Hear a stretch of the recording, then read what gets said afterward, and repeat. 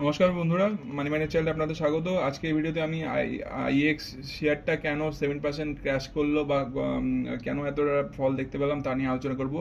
এখানে আইএক্স শেয়ারটা নিয়ে বলতে গেলে প্রথমেই বলি, আইএক্স শেয়ারটা গত যে ট্রেডিং সেশন ছিল কয়েক দিন আগে, মানে মঙ্গলবার ট্রেডিং সেশনে যখন ছিল তখন সেটা 135 টাকাতে প্রথমে মার্কেটে ওপেন হওয়ার পরে ওটা দেখা যায় একটা বড় সড়ো আপসাইড ট্রেন্ড, যেমন 8% গ্রোথ দিয়ে মোটামুটি 148-এর মতন বা 146 কি 148 এরকম একটা রেঞ্জে চলে আসে। তো একটা বড় সড়ো আপসাইড মুভমেন্ট দেখতে পাই।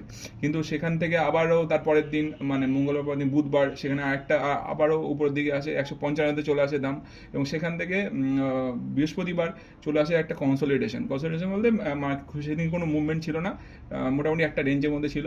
কিন্তু মানে গতকাল শুক্রবারই একটা বড়সড় আমরা একটা ফল দেখতে পেয়েছি। কারণ হচ্ছে এর ফলটা কারণেই এসছে যে মার্কেটে যে কাপলিংয়ের নিউজ সেটা কনফার্ম হয়ে এসছে মোটামুটি। কারণ কি যে অ্যাপটেল থেকে যে আগে কনফার্ম করা হয়েছিল যে মানে বলা হয়েছিল যে মার্কেট কাপলিং আসতে পারে, সেইটা আসলে অ্যাপটেল থেকে গতকালের নিউজে ক্লিয়ার করে দেওয়া হয় যে এটা কোনো নিউজই, মানে এটা কোনো মানে জাস্ট কোনো মানে আলোচনা ছিল না, এটা পুরো তাদের পক্ষ থেকে একটা জাজমেন্ট ছিল যে আইএক্স শেয়ারে মার্কেট কাপলিং আসবে। এই মার্কেট কাপলিং আসার জন্যই আইএক্স শেয়ারটা এর আগে অনেকবার পড়েছে, 3-4 বার, 180-200 রেঞ্জের থেকে।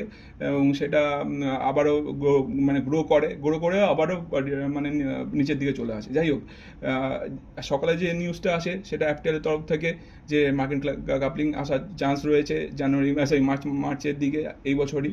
এবং সিইআরসি অর্থাৎ এই যে মানে এই কন্ট্রোল যে করছিল, রেগুলেটরি যে পার্ট ছিল এদের, সিইআরসি তরফ থেকেও ক্লিয়ার করা হয় যে মার্কেট কাপলিংয়ের যে ব্যাপারটা তারা মানে যে রিপোর্টটা আজকে দেওয়ার কথা, মানে গতকাল দেওয়ার কথা ছিল, সেই রিপোর্টটা তারা গতকাল দিতে পারেনি, তারা সেটা ডিলে করতে চাইছে এবং তারা একটু সময় চেয়েছে মানে অ্যাপটেলের কাছ থেকে সময় চেয়ে তারা 19শে জানুয়ারি তারা রিপোর্টটা দেবে।